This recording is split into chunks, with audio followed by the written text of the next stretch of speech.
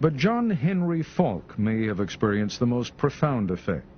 He was a graduate student when he interviewed the former slaves, including the two women you hear in this broadcast.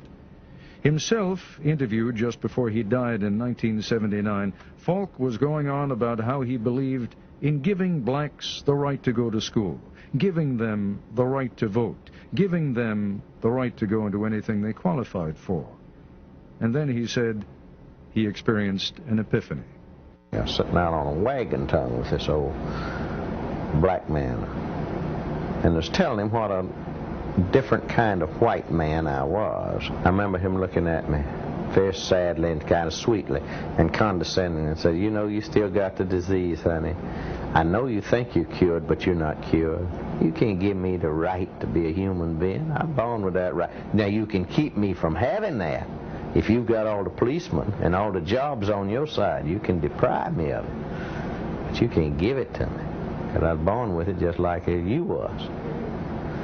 And my God, it had a profound effect on me. I was furious with him. But the more I reflected on it, the more profoundly it affected me. And I realized this was where it really was. Tell you the truth, when I think of it today, I don't know how I'm living. I remember that just as well. Look like to me, I can.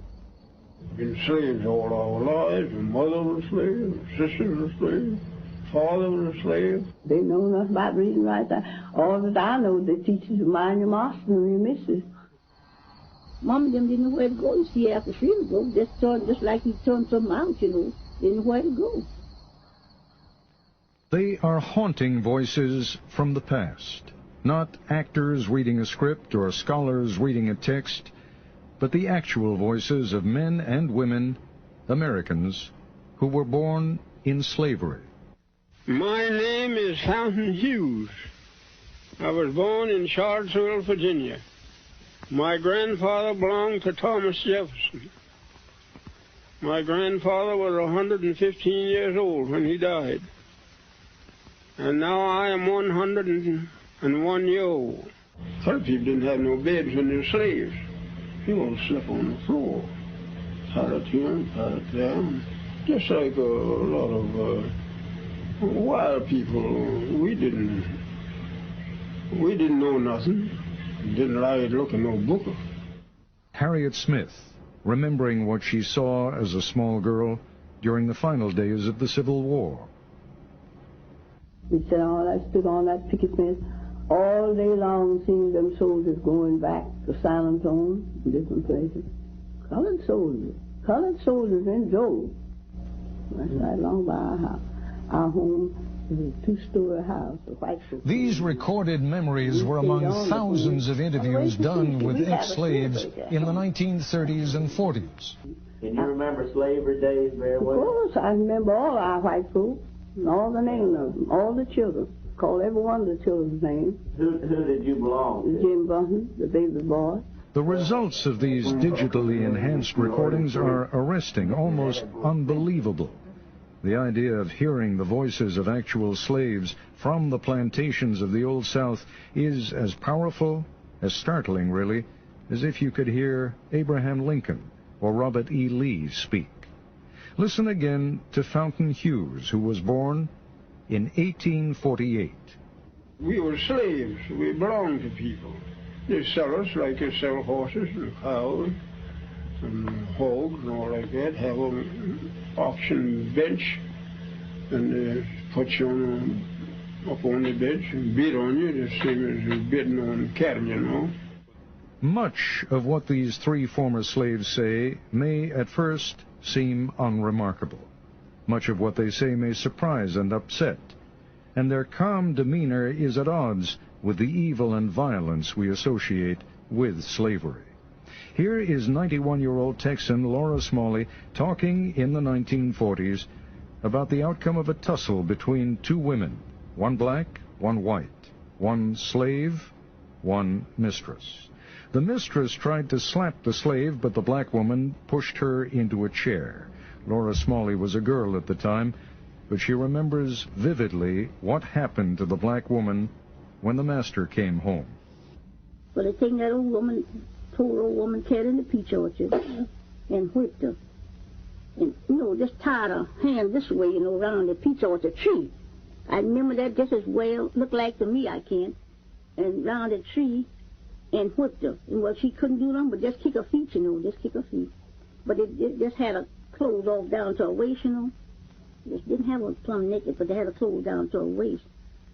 And every now and then they'd whip her, and then snuff the pipe out on her, snuff the pipe out on her. The embers in the pipe. I don't know where you ever see the pipe smoking. Blow them out on her? Mm-hmm. Good Lord. The plantation on which Smalley was a slave sounds brutal. She recalls scrambling with other children for food from a huge wooden tray, like a hog trough. All of them, would get around that tray with spoons and eat, such like mush or soup or something like that. And all them children get around there and just eat. Fountain Hughes tells his interviewer about the relentless round of work for him on a Virginia plantation. Night never comes out. You had nothing to do. Time to cut tobacco. If they want you to cut all night long out in the field, you cut. And if they want you to hang all night long, you hang tobacco. It didn't matter about your tired, being tired, you're afraid to say you're tired. It was cotton, not tobacco, that solidified slavery, though. The invention of the cotton gin at the end of the 18th century made its processing easy, but the crop still needed enormous amounts of unskilled labor. Control of the slave and his labor through laws and regulations became paramount. Fountain Hughes talks about one of those controls, the pass system. Now, I couldn't go from here across the street, or I couldn't go to nobody's house without I have a note or something from my master. And if I had that pass, that was what we call a pass. If I had that pass, I could go wherever he sent me, and I'd have to be back. Whoever he sent me to, they'd give me another pass, and I'd bring that back, so it's to show how long. Even emancipation didn't truly free the slaves. Freedom freed slaves for more travail. The end of the Civil War found many cast adrift without skills and no place to go. And the Yankees who freed them weren't always seen as benevolent liberators. I remember when the Yankees come along and took all the good horses and took sold all the meat and flour and sugar and stuff out in the river and let it go down the river. And they know the people wouldn't have nothing to live on, but they done that. The ex-slaves left one hell for another, perhaps an even more dangerous one. No longer property, they didn't have the protections afforded property. When we were slaves, we couldn't do that, see? And if we got free, we didn't know nothing to do. And my mother, she hunted places and bound us out for $1 a month. But we didn't have no property, we didn't have no home. We had nowhere, nothing. We didn't have nothing on it, just like the cattle, we just turned out and get along the best you could. In Texas, the slaves weren't told they were free until 2 months after the war ended. Smalley remembers that her masters gave the slaves a dinner, and then they were free. I don't know how the other side of the folks know freedom. We didn't know.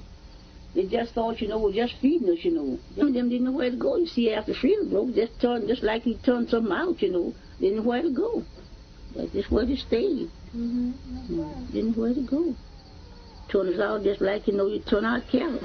In the narratives, the slaves used an interesting phrase for the end of slavery. They say, when the break came.